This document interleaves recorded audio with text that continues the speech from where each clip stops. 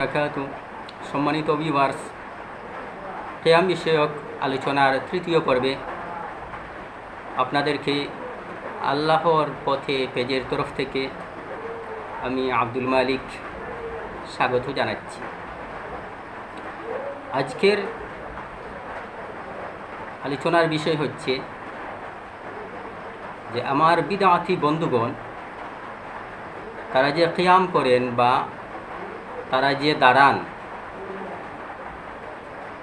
অর্থাৎ সালাত এবং সালাম নবীজির প্রতি প্রেরণের সময় তারা যে দাঁড়ান, এই দাঁড়ানোটার মূল কারণ হচ্ছে তারা সালাত এবং সালামকে নামাজের সাথে তুলনা করেন।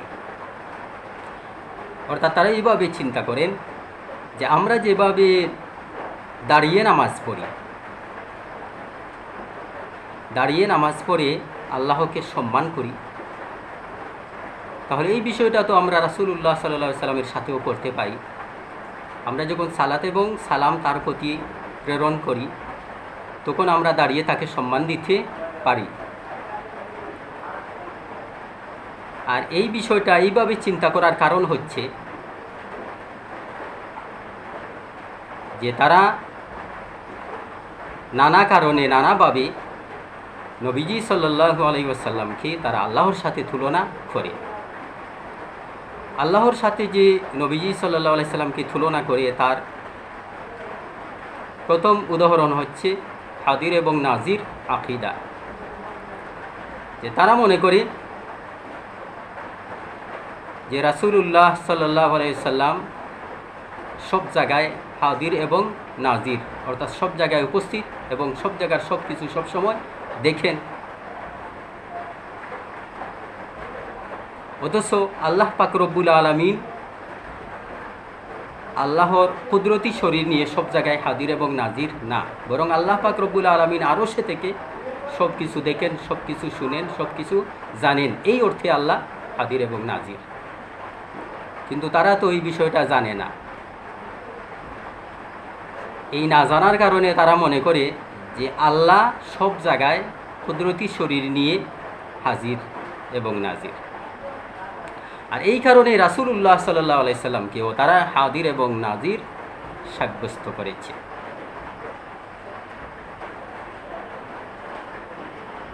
তো রাসূলুল্লাহ সাল্লাল্লাহু আলাইহি সাল্লামকে তারা হাজির এবং নাজির সাব্যস্ত করে মূলত আল্লাহ পাক রব্বুল আলামিনের যে একটা সিফত, যে সব জায়গার সব কিছু সবসময় দেখেন, শুনেন, জানেন,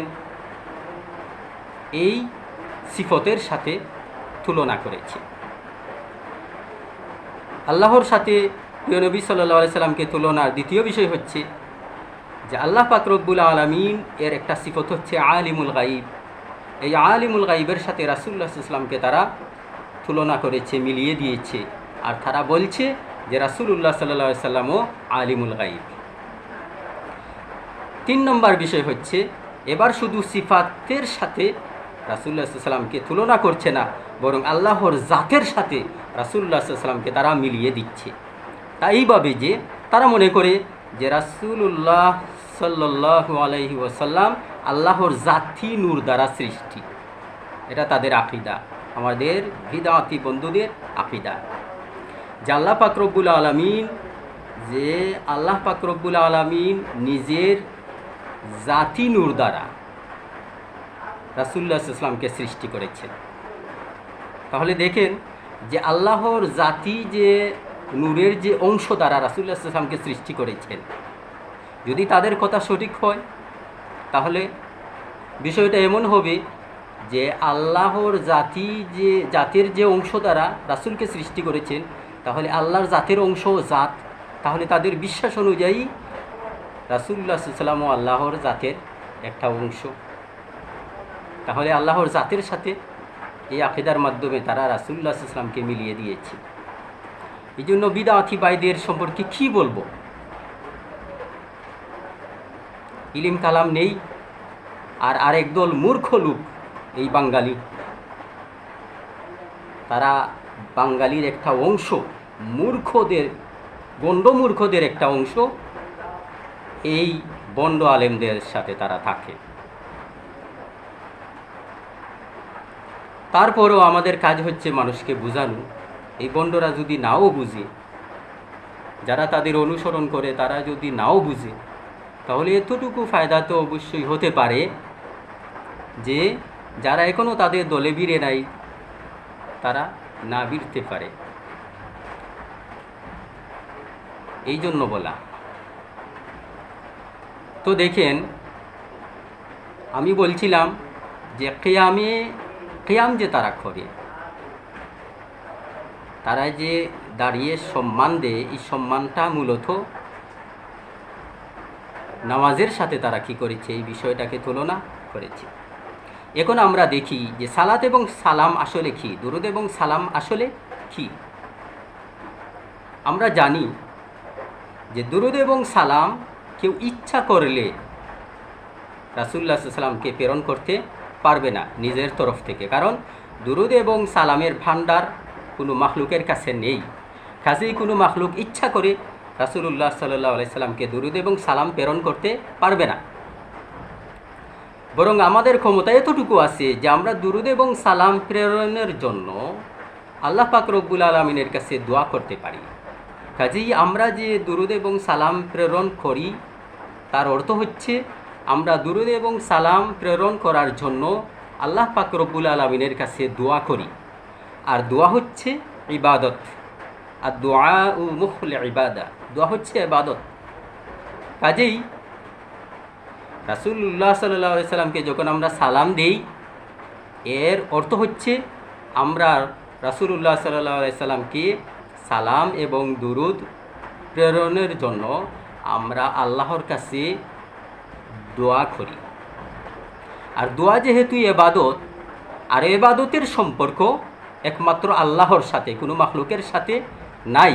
কাজেই আমরা সালাত এবং সালাম যখন প্রেরণ করি, তখন আমাদের খেয়াল একমাত্র আল্লাহর দিকে থাকতে হবে, আমাদের রুজু একমাত্র আল্লাহর দিকে থাকতে হবে, কারণ তখন আমরা আল্লাহর ইবাদতে থাকি। কিন্তু আমাদের বিদআতি ভাইয়েরা মনে করে যে দুরূদ এবং সালাম তারা তাদের তরফ থেকে পাঠাতে পারে, এটা যে দোয়া এটাও তারা জানে না, তারা বুঝে না। এই জন্য মনে করে যে এই সালাত এবং সালাম যখন তারা পাঠ করে তখন তাদের সম্পর্ক রাসূলুল্লাহ সাল্লাল্লাহু আলাইহি ওয়াসাল্লামের সাথে থাকে। আসলে বিষয়টা এরকম না। যখন আমরা সালাত এবং সালাম রাসূলুল্লাহ সাল্লাল্লাহু আলাইহি ওয়াসাল্লামের উপর পাঠ করি, তখন আমরা মূলত রাসূলুল্লাহ সাল্লাল্লাহু আলাইহি ওয়াসাল্লামের উপর দুরূদ এবং সালাম পাঠানোর জন্য আল্লাহর কাছে দোয়া করি। আর তাহলে দুরূদ এবং সালাম পাঠ করা হচ্ছে ইবাদত। আর ইবাদতের ধ্যান, খেয়াল, নিমগ্নতা, সম্মানবোধ সব কিছু আল্লাহর জন্য থাকতে হবে, কোনো মাখলুকের খেয়াল এখানে আনা যাবে না। তাহলে দেখেন, এই দুরূদ এবং সালামের গতি প্রকৃতি, দুরূদ এবং সালামের মাহাত্ম্য, দুরূদ এবং সালাম কাকে বলে, এই বিষয়টাও তারা জানে না। আর না জানার কারণে তারা নিজেরাও ভুলে নিমজ্জিত, মূর্খতায় নিমজ্জিত, শিরকে নিমজ্জিত, আর তাদের অনুসারীদেরকেও তারা গুমরাহ করছে, জাহান্নামী করছে। এই জন্য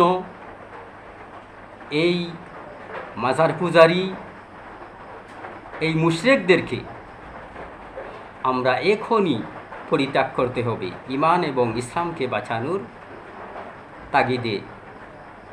এদের না কোনো ইলম আছে, না কোনো আখিলও আছে, এরা শুধু পেটের দান্দা আর পকেটের দান্দায় সবসময় মশগুল থাকে। ঈমান ইসলাম কোন দিকে যাচ্ছে না যাচ্ছে এর দিকে তাদের কোনো খেয়াল নেই।